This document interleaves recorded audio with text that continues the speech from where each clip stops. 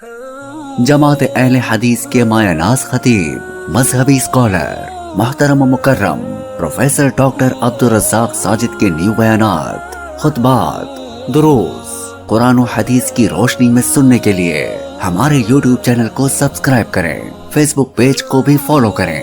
بارک اللہ فیکم۔ بنی اسرائیل کے دور کا ایک واقعہ جسے رسول اللہ صلی اللہ علیہ وسلم نے بیان کیا۔ امام احمد بن حنبل نے کتاب الزہد کے اندر اس کا تذکرہ فرمایا۔ دو لوگ مسافر تھے، سفر پہ تھے، راستے میں ایک آشیانے سے گزر ہوا۔ وہ آستانہ یہ شرط رکھتا تھا کہ یہاں سے جو بھی گزرے گا کوئی نذرانہ دے کے جائے گا۔ یہ مسافر تھے، ان کے پاس کچھ نہیں تھا۔ دونوں نے اپنا معاملہ ذکر کیا کہ ہم دے نہیں سکتے۔ انہوں نے کہا کہ کوئی بات نہیں،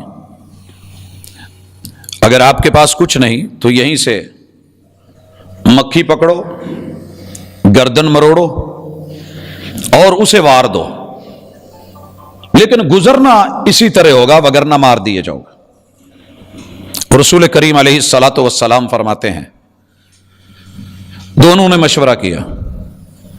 ایک کہنے لگا کہ جان کا معاملہ ہے، مکھی کی کیا ویلیو ہے، نوٹ کیجئے نذرانہ تھا۔ اگر کسی دربار پر، مزار پر کسی کے گلے میں کوئی چیز ڈالنی، سینکڑوں ہزاروں نیتیں ہو سکتی ہیں، یہ بھی ہے وہ بھی ہے، ہمارے پاس ہیلے بہانے ہو سکتے ہیں، جی میرا مقصد شرک تو نہیں ہے،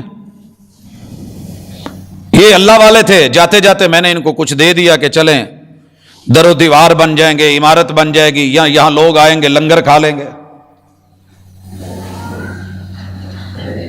اس نے کہا ایسے نہیں کروں گا۔ ایک نے مکھی پکڑی، نذرانہ پیش کیا، انہوں نے چھوڑ دیا، راستہ صاف کر دیا، جاؤ۔ دوسرا انکاری ہو گیا۔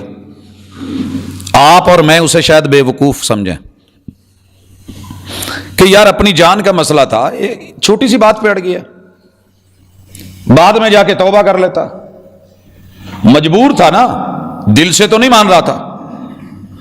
اس شخص نے مکھی کا نذرانہ بھی پیش نہیں کیا، انہوں نے مار دیا۔ محبوب علیہ الصلوۃ والسلام وحی والی سچی زبان سے فرماتے ہیں ایک آدمی ایک مکھی کی وجہ سے جنت میں چلا گیا اور دوسرا ایک مکھی کی وجہ سے جہنم میں چلا گیا۔